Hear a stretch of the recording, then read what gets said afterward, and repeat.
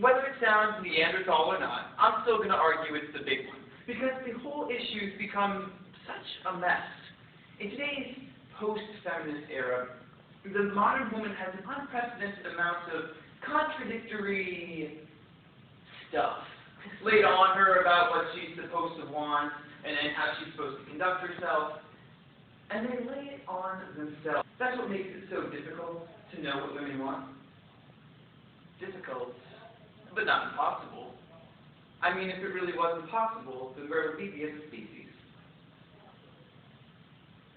Sigmund Freud said, "The question that I have not yet been able to answer, despite 30 years of research into the feminine soul, is, what does a woman want? More than just the esoteric musings of an often misguided psychoanalyst. This question has plagued men and driven the content of music lyrics, TV shows, and movies for decades. The problem across most of these queries is that men establish themselves as the arbiters of what women want.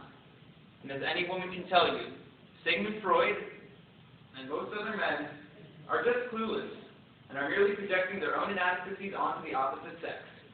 Brief Interviews with Hideous Men by David Foster Wallace. Screenplay by John Krasinski.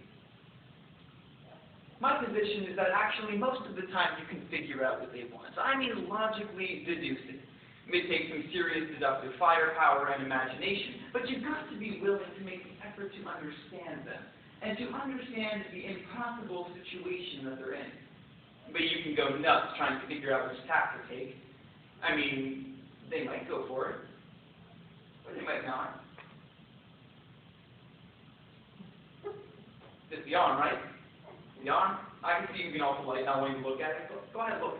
Do you want to touch it? No, that's actually one of the first stages of using the asset. So what I do is, we'll be back at our house, and we'll be hanging back at our kitchenette or some such, and I'll go